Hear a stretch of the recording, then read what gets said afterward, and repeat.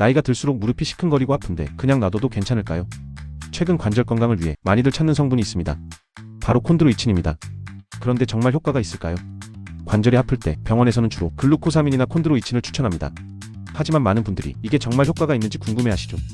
오늘 영상에서는 콘드로이친이 무엇인지, 정말 관절에 도움이 되는지, 그리고 효과적으로 섭취하는 방법까지 알려드립니다. 끝까지 보시면 관절 건강을 지키는 올바른 방법을 알 수 있습니다. 첫 번째, 콘드로이친이란 무엇일까요? 콘드로이친은 연골과 관절을 보호하는 중요한 성분입니다. 우리 몸의 연골과 관절에게 존재하는 천연 물질로 관절을 부드럽게 유지하고 충격을 흡수하는 역할을 합니다. 하지만 나이가 들수록 콘드로이친이 점점 줄어들면서 관절이 약해지게 됩니다. 즉, 외부에서 보충해주는 것이 중요합니다.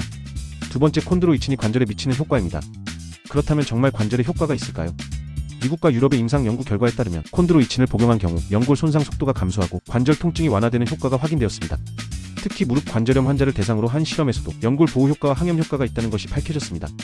즉, 콘드로이친은 단순히 통증을 줄여주는 것이 아니라 연골을 보호하고 재생을 돕는 역할을 합니다. 세 번째, 콘드로이친과 글루코사민의 차이점입니다.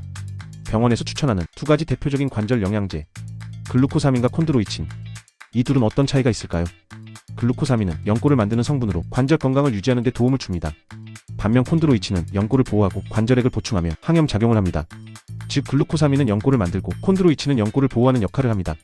따라서 두 가지를 함께 섭취하면 더 효과적입니다. 네 번째, 콘드로이친은 어떻게 섭취해야 할까요?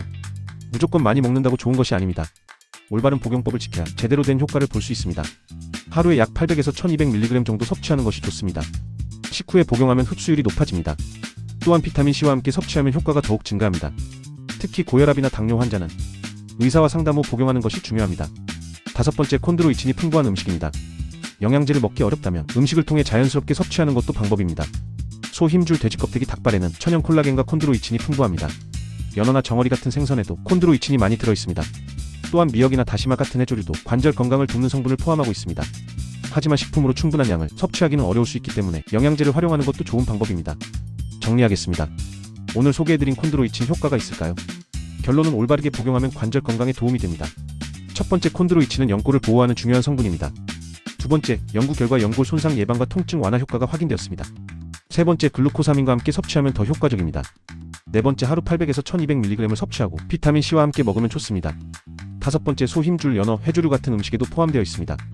이제는 관절 건강을 미리 챙기는 것이 중요합니다.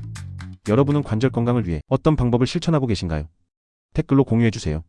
좋아요와 구독을 눌러주시면 더 많은 건강 정보를 받아보실 수 있습니다.